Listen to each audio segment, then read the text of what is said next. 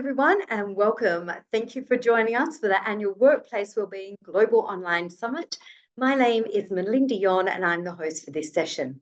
This is actually the second year where throughout the month of June, the Global Wellness Institute's Workplace Wellbeing Initiative has conducted an online global summit to discuss workplace-related topics, with the overall intention to provide a new vision of impact for wellness at work. Today, I'm delighted to share with you the topic, Redefining Leadership for the New World of Work, Wellbeing as the Differentiator, a very pertinent topic, joined today by two very distinguished speakers, experts in the field, Renee Moorefield, who's the CEO of Wisdom Works Group, who for over 25 years has been revolutionising organisations and leadership strategies, as well as Laura Putnam, who is workplace wellness speaker and author and the CEO of Motion Infusion, which specialises in human performance and transformation.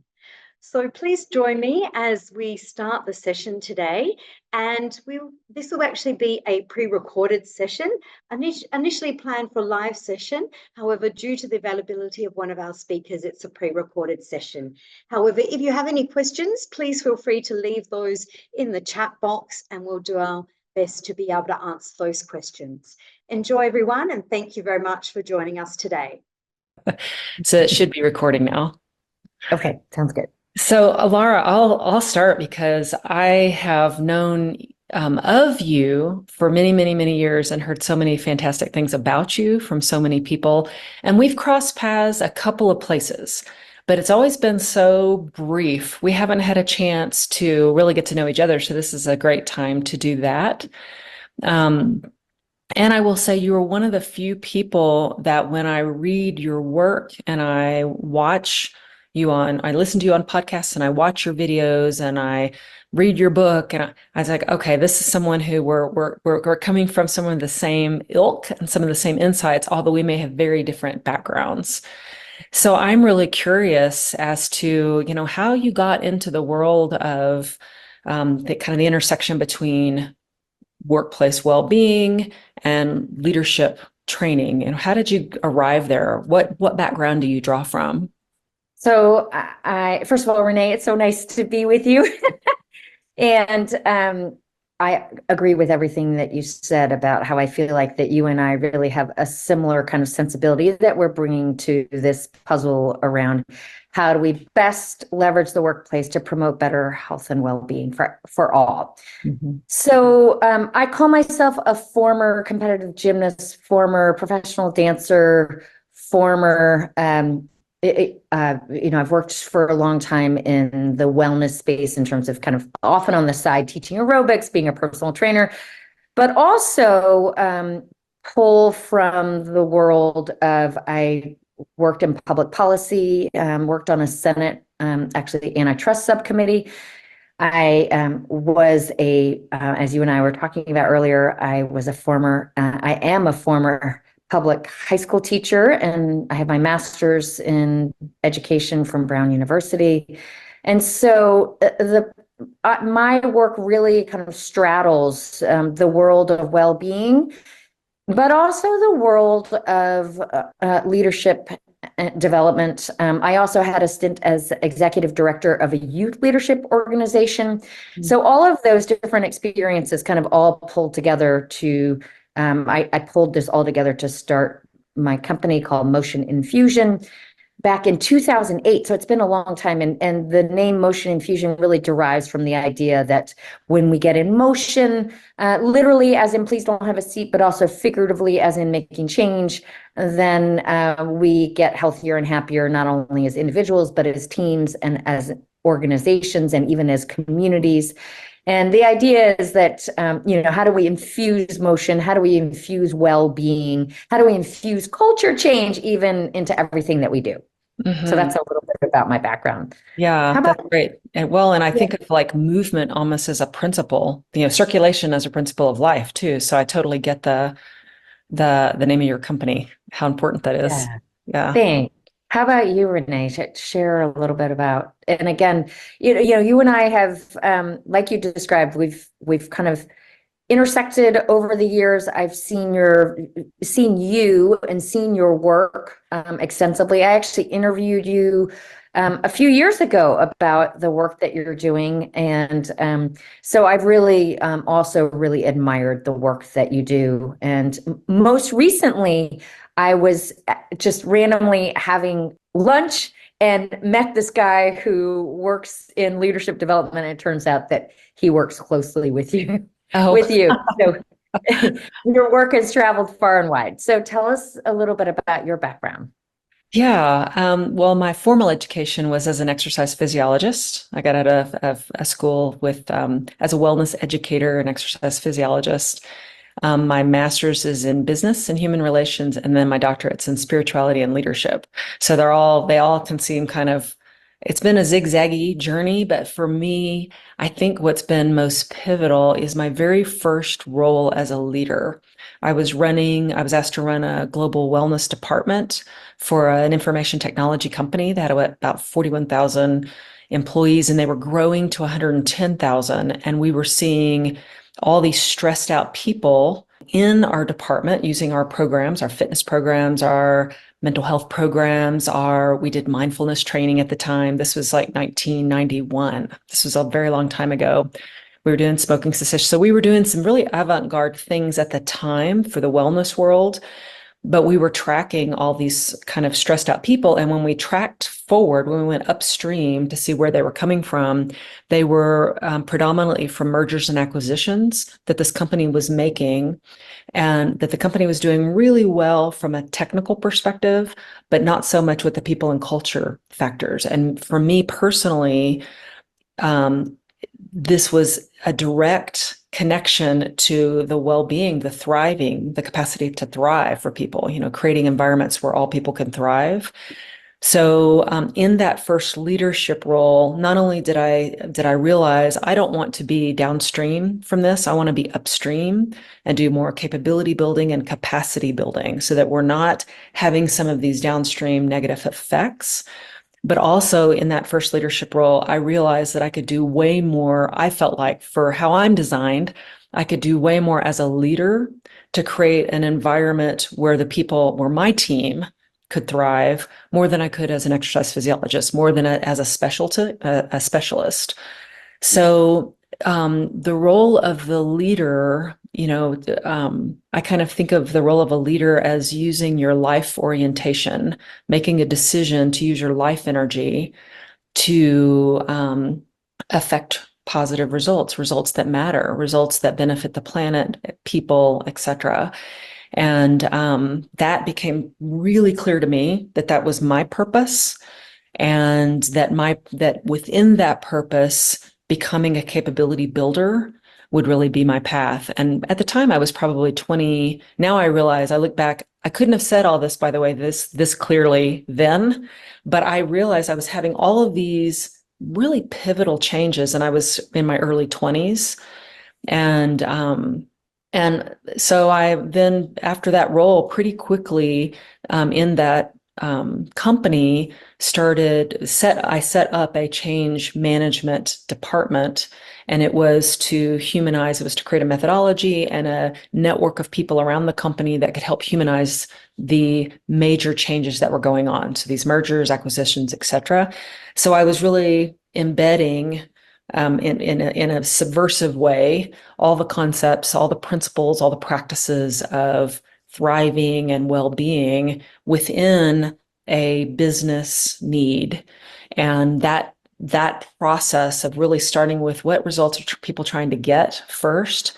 Now, how can we get those results in a way that also fosters thriving for individuals and for everybody? That actually just became a core principle in how I worked. So that was my 20s. I left that company. I worked in different countries for that company, and then left that company and went to another global company, the Coca-Cola company. I was there for a couple of years, and then about 25 years ago, started WisdomWorks, because I realized I want WisdomWorks to, instead of being subversive about, saying that well-being is important subversively, subversive is not the right word, but, kind of under the radar. I want to take a stance for something. So Wisdom Works was really much more of a declaration that no, the well-being of people is important. And I want this company, Wisdom Works has always been about a healthier, more effective, more integrative, and more sustainable way of leading in the world. So that's really our kind of uniqueness, is that kind of leadership. And someone you met, it's interesting to meet someone. So at this phase of my life, so 35 years later, at this phase of my life, we have really been certifying other people in this kind of work, and now have a broad network around the world of people that are doing this kind of work. And my role, besides continuing to do client work, my role is really building that community and mentoring those people, and because they are doing work in ways and in contexts that I would have never thought of, which is fantastic. So that's been a real gift to kind of really serve those people around the world. Yeah. A couple of overlaps. One is the idea of one of the chapters in my book, I call it Go Stealth, which is this idea of whatever you do, please don't call it wellness or well-being. Yes. The minute that you do, nobody will take it seriously. And I'm exaggerating, of course, but I discovered this actually almost by accident. I had been brought in by a medical department to deliver a 6-part, a Life Well led series that we had, and it was all about how we can thrive across multiple dimensions of well-being, applying best learning practices, which I brought from my background as a teacher. But I was coming in through the portal of wellness, and I was delivering a wellness program. And so that meant, first and foremost, it was delivered during lunchtime. Yeah. So it's a series of lunch and learns. It meant low budget. It meant that people were eating their lunch while we're engaging in the learning sessions. So not fully present. And but even with all those barriers, it really resonated. Just the power of the transformational learning experience really resonated. So then the chief of the department said, "Oh my gosh, this is amazing. We have some work performance issues, and so maybe you could come back and you could work with us on some of these work performance issues." So suddenly I graduated to a higher level. So the budget went from like $3,000 budget to $20,000+ budget. We were really measuring the impact of it. It was delivered during work time as opposed to being delivered over lunchtime. And the perception of people when in leading this quote work performance initiative shifted from, in comparison to when it was a wellness initiative, shifted from, oh, it's nice to have you here, to we need you. Mm-hmm. And the level of emotional investment was so much higher. And so that was my big aha, like, go stealth. My almost accidentally coming into a place of really not only focusing on leadership development and as it kind of bridges to well-being, but more specifically, really focusing in on the middle manager. And that has been my primary focus. I've now trained over 40,000 managers and leaders around the world. And this includes now, most recently, similar to what you're doing, looking for ways to scale up how you're reaching leaders around the world. We now have productized versions of this so-called Managers on the Move workshop. And Blue Cross Blue Shield of North Dakota is actually the company that first, per their request, they were like, "Oh my gosh, can you design and create a customized version of this program that's productized that we can deliver to our customers?" So now they are delivering this program, which we created a customized version with a new name. It's called Elevate, and they've delivered this now over about 75 workshops now, and they've trained over 700 managers and leaders across the state of North Dakota, and this is really becoming a differentiator for them. And so we're now selling productized versions of this workshop to other organizations as well, as a way of really kind of creating, scaling up this model of engaging managers to really drive a well-being movement, or a middle out well-being movement. But again, really with the concept, as you talk about, around taking a stealth approach, really framing it up less as a wellness initiative per se, and more of a leadership kind of meets well-being kind of initiative, but really helping these leaders and managers to understand that whether or not well-being is part of their job description, they are the ones who are uniquely positioned within the workplace to either make or break the well-being for their team members, or if they're senior leaders, for employees across the organization. And just like Wisdom Works is really focusing on the culture and the container within which the individual operates, we also are really taking that kind of outside in approach, that we have to think less about, I often use the analogy of two fish who are swimming and they encounter an older fish, and the older fish greets the two younger fish and asks, "Morning, boys, how's the water?" And the two younger fish kept swimming. And then a couple minutes later, one of the younger fish asks the others, "What the hell is water?" So this is kind of how we might describe culture. It's the water that we're swimming in. And while we might not see it much the way these two young fish did not, it likely shapes our behaviors, and it shapes our capacity to be well in ways that we might not ever imagine. And so just like you, it sounds like you all are really trying to move beyond this individual responsibility narrative, to really look at this more as a collective responsibility. What can we collectively do to really transform the environment and the culture that people are swimming in?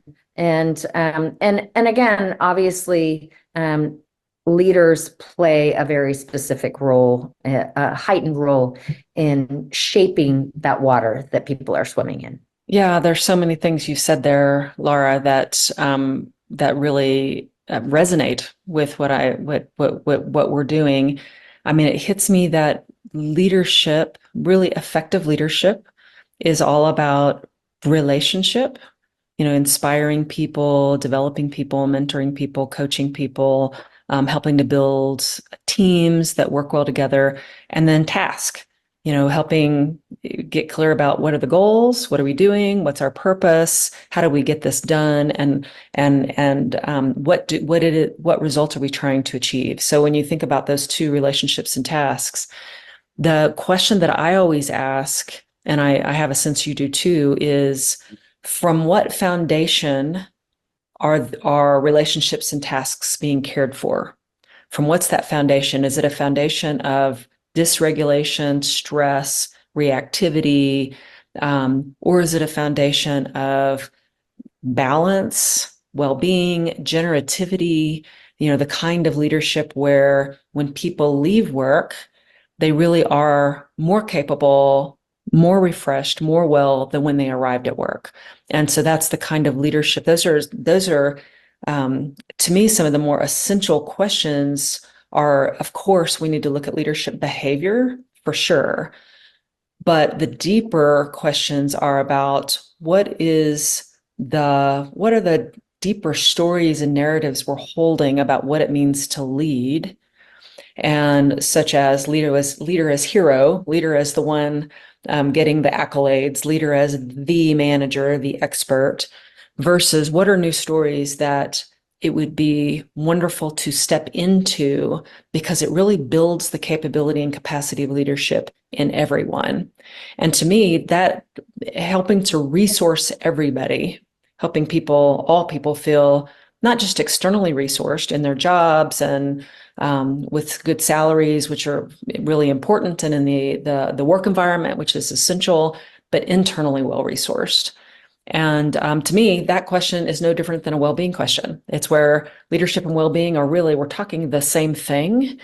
How do we individually show up fully alive, fully capable, fully able to serve something greater than ourselves individually, but also how do we together create results toward an inspired purpose that none of us could do alone. None of us could do alone. And so that collective leadership and therefore collected well-being, to me now they're the same thing. We're just using different words, are both really essential. And I love your story and the products you've created about how you're scaling the work, because there's such a need all over the world for, and I think if we quit using, as you said, quit using the word wellness for a bit and not even use the word well-being, if we really speak to what kind of leadership is our world really calling for? Our world is actually calling for a leadership that is healthier, more balanced, not creating divisions and polarities and not creating conflict. We have enough complexities and conflicts as it is for leaders to create them. We need leaders that can help create clarity and more effectiveness. And to me, those things come from a deep sense of psychological, mental, emotional, physical kind of well-being and resourcefulness. I wanted to ask you if you could share with me, because I'd love to hear just a story of an organization, and you don't need to say the organization's name if you can't say that for any reason, but just a story where you've seen, this is an example of an organization that really sought this type of work, really wanted to build this capacity, and it worked. This is how it worked, and maybe the results that you're able to get. Well, there are a couple of examples. One is this whole concept of incorporating well-being into a leadership development program was one that actually, it was back in 2013. I received a call from a friend that I had met actually at an ATD conference. So this is the Association of Talent Development. So not a wellness conference, talent development conference. And her name is Julie Shipley. And at the time, she was with the organization development team at Schindler Elevator Corporation. She said, I've got this fabulous idea, which is, we have this once a year 2-day offsite for our high potential managers. And this year, I thought it would be great to incorporate well-being into this high potential manager 2-day offsite training. And I thought it would be great. We can call it Leadership Odyssey.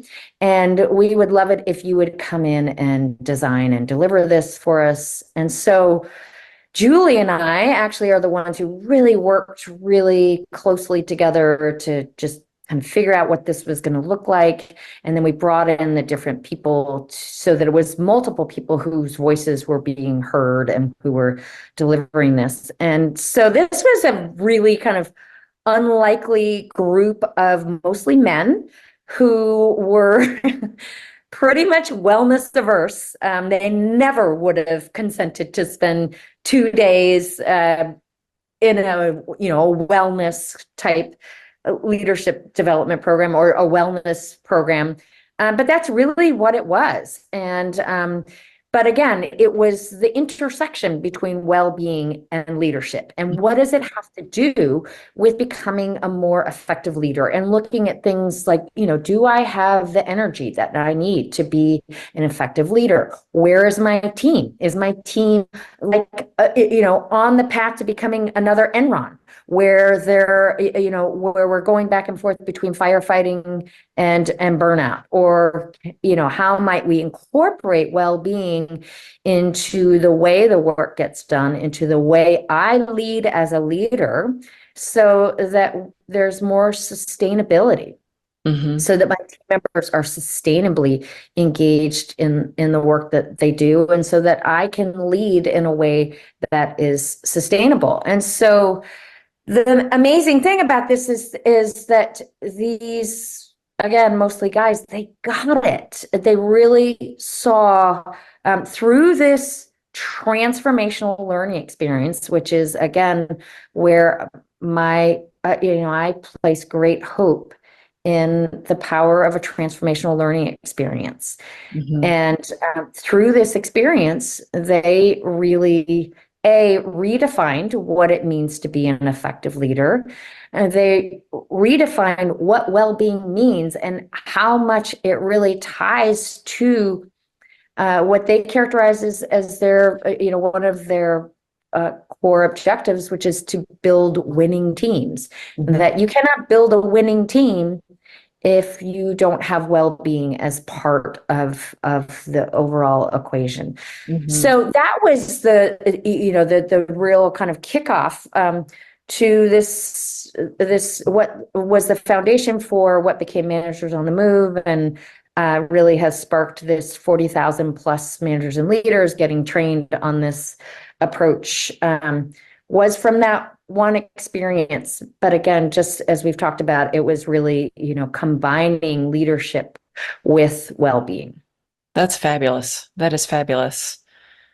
Yeah, I was trying to think for myself, my own example as well of, what's an example of when it's worked really well? Because there's, like you said before, if you get boxed into the wellness bucket, often you get pigeonholed, that it means something that's divorced from work, that it's separated from work, and therefore it's more of an afterthought, not core to what needs to be done for an organization. So, like you, that's something that we've been very aware of for really a long time. And one of the best examples for that I can think of for me would be Melina Bianco, which is a growth brand, a bakery brand of Barilla, the pasta company, Barilla. So everyone knows Barilla as a pasta company. They're an international company. They have 3 segments: pasta, pesto, and bakery. And in the US, we don't yet have some of their bakery products, but I can tell you they're an Italian-based company now, actually with a new headquarters in Amsterdam, and then a third site in the US so they're a polycentric corporate headquarters, I guess. But they, just visiting them in Italy, where they were originally from, they have some fabulous bakery products, just really terrific. And in the middle of COVID, we were working with the company, but we were not working with the brand team in charge of Melina Bianco, which is that bakery brand.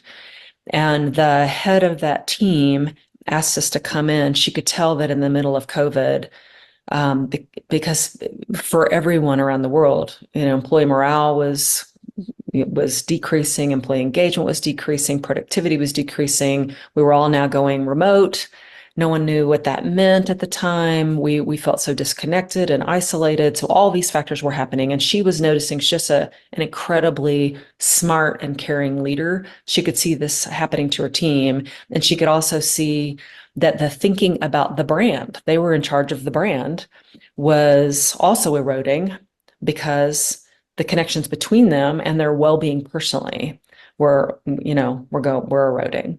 So she asked us to come in and work with the team. We ended up having them use our assessment system, which looks at 19 factors linked to thriving and stress resilience, and how those linked to leadership. So we had them take the assessment just to get a baseline of really where they were. And then we created a multi-month process where they got one-on-one coaching support, where they had group sessions. So like you've used the word transformational a few times. I am a big believer that why do the work unless it is an opportunity for people to really look at how they're living and leading and operating, and they can make some new decisions about that. So that's the transformational work itself. So, and we were having them look at three different things. One was self, how they were doing individually, this brand team, members of the brand team. The second was the team itself. So that looking at their connections as a team and how they were performing as a team. And then the third was the brand. So we designed the experience to help them get work that they needed to do anyway done while they were learning new practices and new principles and applying new practices and new principles for their own well-being, as well as ways they could support each other while going remote in the middle of COVID. So it's, super complex, but at 1 year later, so this is a multi-month process. It was going to start at 5 months. It ended up being around 8. And because there was just more work that they wanted to do. And 1 year later, we applied our assessment again. And in every factor, every psychosocial factor we looked at, they had improved individually, their sense of learning, their sense of growth, their sense of thriving, their sense of resilience, their sense of mindfulness, their wellness behaviors, eating, moving, resting, breathing, their service to each other. So that had all improved. Their culture had improved, a more participative culture, a more caring culture with each other. They redefined who they were as a team in the middle of COVID. And then their brand as a team, they saw new ways to activate the brand for the well-being of consumers, really in support of healthcare workers, because healthcare workers, as we all remember, were the front lines of COVID. Healthcare workers, teachers, front lines of COVID. So it was an example to me of when the world is in crisis and companies are in crisis and individuals feel like they are in crisis personally, when you do pay attention to what is going to enable us to thrive now and how can we support each other in that, how powerful it can be, because they sort of proved it. I mean, we supported them, but that leader, Julia Schroer, and her team who made the commitment to engage, really fully engage, they really did the work. And it was quite powerful to see, that in action, and to also experience leaders like Julia and more leaders like that who really are interested in that kind of transformational leadership style. I mean, I'd love to hear what you have to say about that, but my experience is more often than not, when we're working with leaders, they really want to achieve results in a way that supports people, the thriving of people and the connections of people. And they really do want to do that. They just aren't always sure how to do it, but they have the intention is there. So yeah, it's interesting. I have a very similar belief as well. What I am inspired by over and over again in the leaders that I am so lucky to get to work with is that with few exceptions, they all really are coming from a good place. Mm-hmm. They want to do well by their team members, by the people across the organization, if they're at a higher level. And to your point, they often just don't know what to do. And they also need to be reminded just that it's not just what you do, but how you do it. Mm-hmm. And so just being given examples like the story of Douglas Conant, which I love. He was brought in as the CEO of Campbell's Soup, which was a failing company at the time. And, from day one, he committed to, in his words, to being tough on standards. So this really ties to your idea of addressing the tasks at hand, mm-hmm. but tender-hearted with people. Mm-hmm. And the way he went about doing this was to really his understanding of turning around performance started with addressing the culture. And so he committed time in his daily schedule to focus on what he characterized as the daily touch points, all those little interactions that you have throughout the day. And how could he, as a leader, in every single daily touch point, and leaders have on average over 400 daily touch points. And so it might be passing by somebody on the hallway. It might be picking up the phone. It might be starting a meeting. Every single one of those is a daily touch point.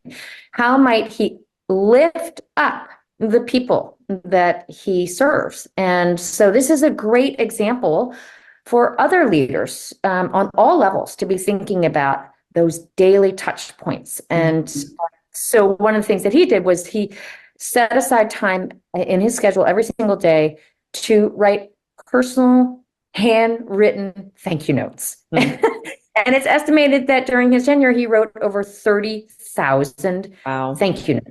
And this is really what turned around the company. And so these are, leaders need to hear those stories of, but it can also be more simple things like Mike Yurchuk, former VP of HR at Schindler. One of the things that he kind of following up this leadership odyssey, which then spawned all these other, multiple leadership trainings across the organization. And really, it kind of spawned a middle out movement across the entire organization. But I spoke to managers about this very simple idea. He asked them, who is that person on your team who is feeling left out? You know who they are. Next time you see them, go to them, make the added effort. So it really is these kind of everyday added effort kinds of pieces that leaders can bring to their team and to the organization. And again, really about doing the same thing differently. And I wanted to just add, in terms of kind of, the results that we have seen. We actually had a partnership with another organization that is more of a measurement-based organization. They measured the impact of this workshop and found that even though it was just the managers and leaders participating in the workshop, not only were the participants reporting higher levels of well-being, reporting higher levels of a sense of capacity that I can engage with my well-being, but also reporting higher levels of engagement with their work, higher levels of productivity. But similarly, seeing those kinds of impact on their team members who are not even engaged in the program. So there really is that kind of ripple out effect.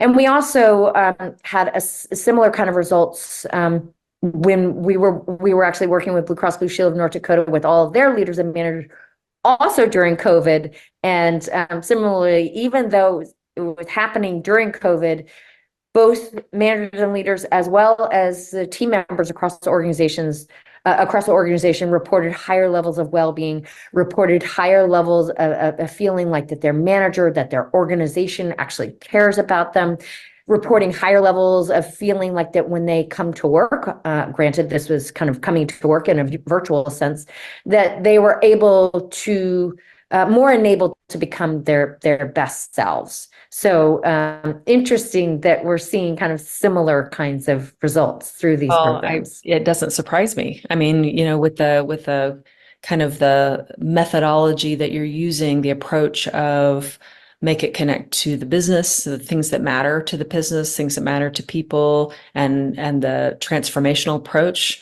And, we share both of those, even those principles. It doesn't surprise me that we're seeing really similar results. And I love your story about Campbell Soup, the CEO of Campbell Soup, because right now there's such a movement in organizations to make well-being a differentiator.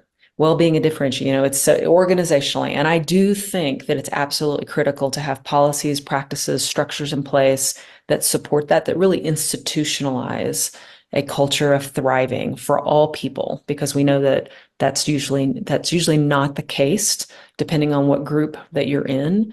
So I think that's critical. And equally critical is the moment-to-moment interactions we have with each other.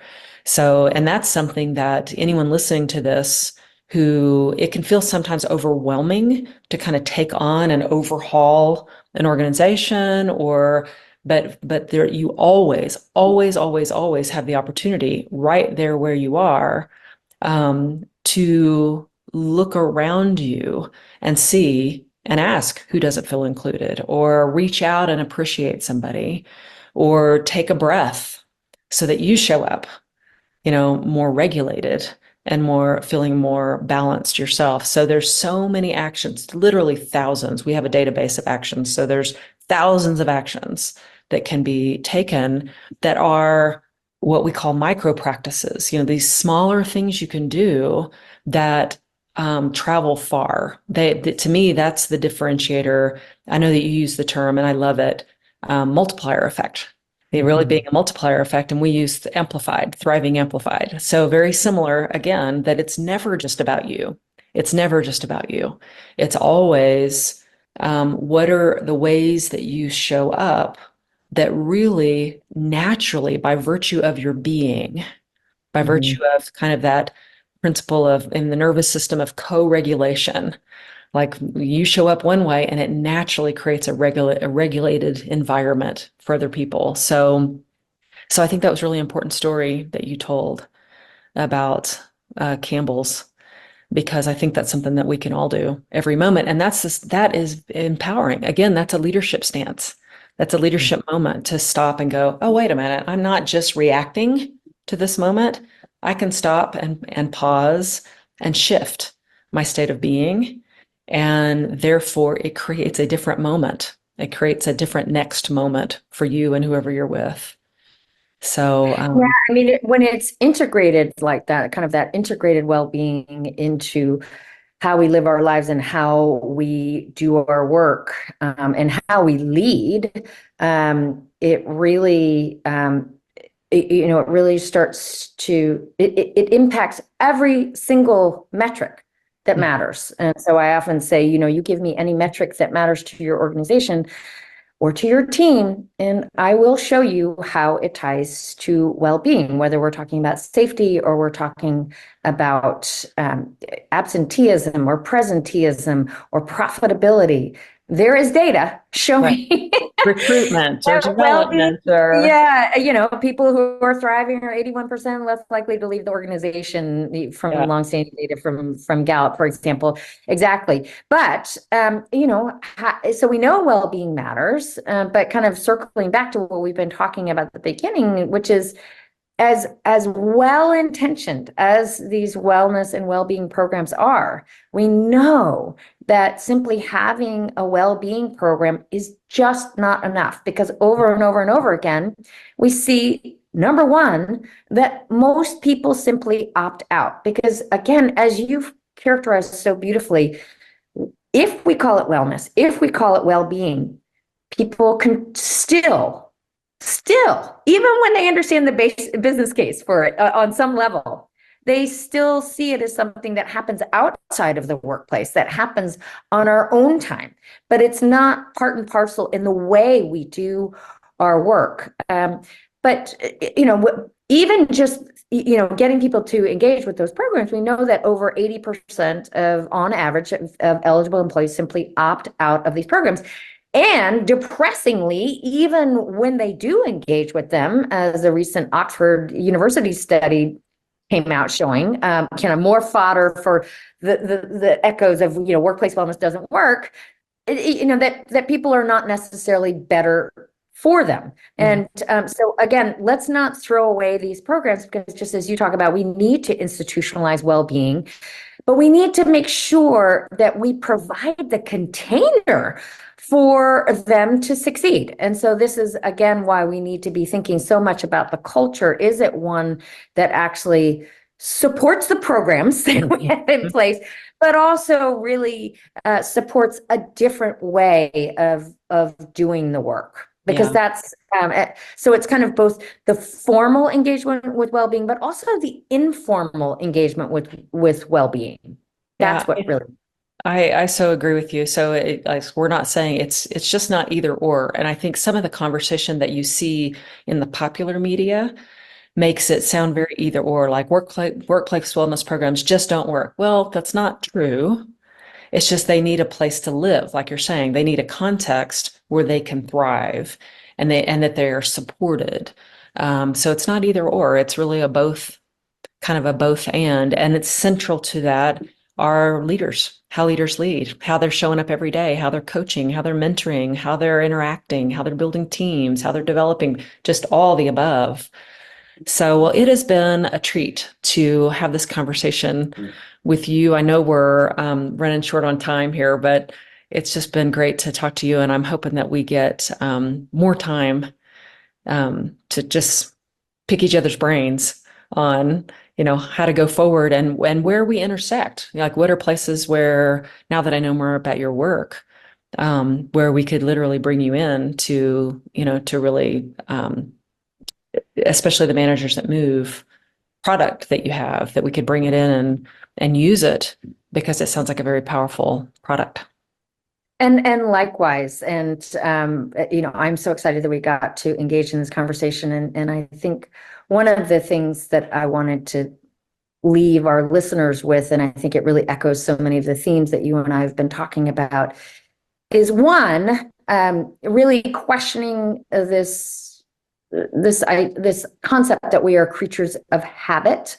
Are we really creatures of habit? Or are we in fact more creatures of culture?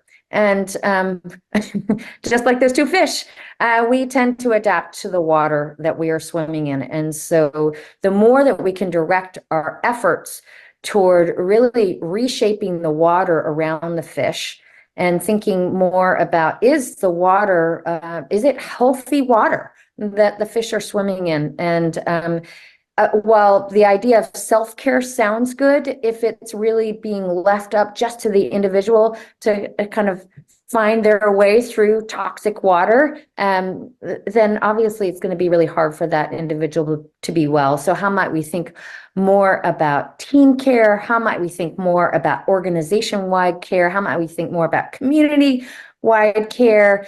But it really ties to this idea that, while not surprisingly, especially here in the United States, but even around the world, we've really leaned into this idea of individualism, and that, that each of us can do it on our own. And while that sounds good, the reality is that my well-being matters to you and yours matters to me, and that there simply is no me without you, and that the only way forward is together. And those managers and leaders are really the ones who are best positioned within the workplace to really lead teams and organizations forward together. Yeah, totally agree. Well, thank you, Renee. Yeah.